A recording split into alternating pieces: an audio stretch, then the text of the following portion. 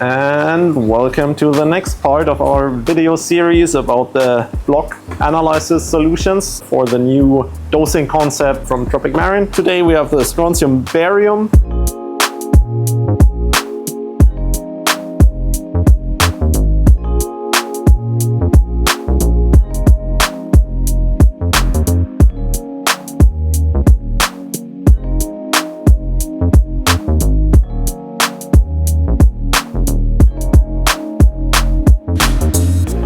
Tropic Marine has recently entered the ICP market with two versions of the ICP. One is the ICP only. The other version is the ICP Plus that also measures salinity, alkalinity, nutrients, a lot more parameters, but these are then measured with different devices. So this is basically the entire range of the ICP, of the relevant elements that are in your tank and their concentrations and recommendations how to manage deficiencies, how to manage concentrations that are too high, and so on. So this is basically a wonderful tool to get a good overview about the water chemistry and the concentrations of all the elements. And then there's a lot of individual bottles that are on the market that you can dose basically every element by itself, which is very complex and confusing. And the aim of this block system was to reduce the complexity of all the water chemistry and to group certain elements into functional units,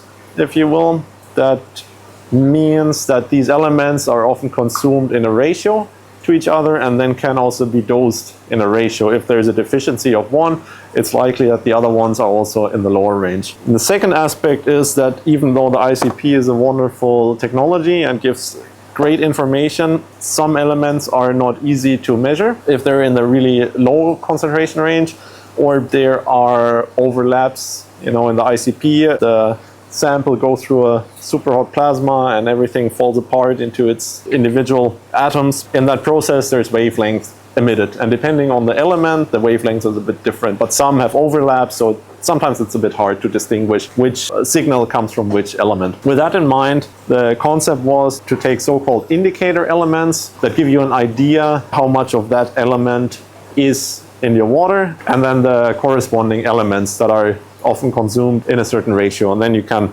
safely dose them at the same time, and you don't need, let's say, 30 plus bottles but only 5. And in this video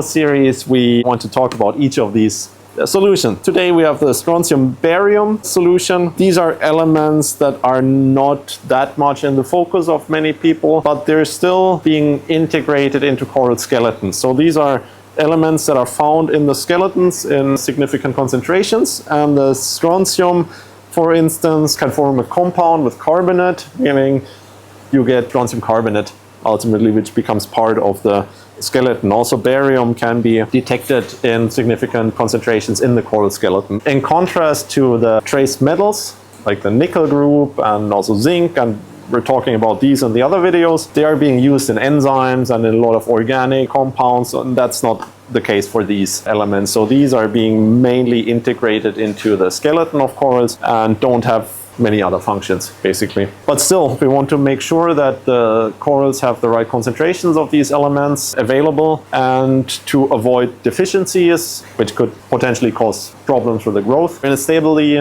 running tank, it's rather rare to run into deficiencies of, for instance, strontium, but we also had the case that over time, with several ICPs, we could see that the strontium concentration in some systems was going down and down and down. I can't really pinpoint what the exact biological or chemical cause for that was, for that depletion, but nevertheless, then we need to counteract, or we want to counteract to balance out deficiency. Basically, that's what this solution is for. So we really recommend to regularly do the ICP to get a good overview of what is happening in the tank, including elements that are not that much in the focus, data you wouldn't even get without the ICP. So that is a great tool to get a complete overview, and then you can act accordingly.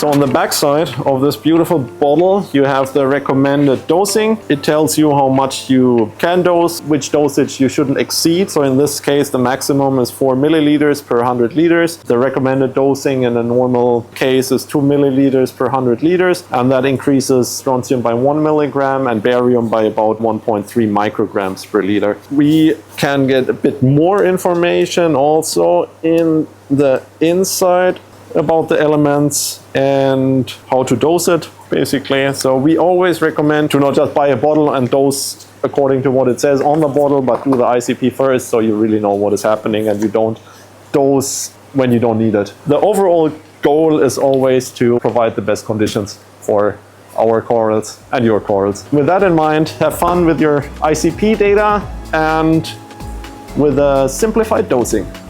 See you next time. Bye.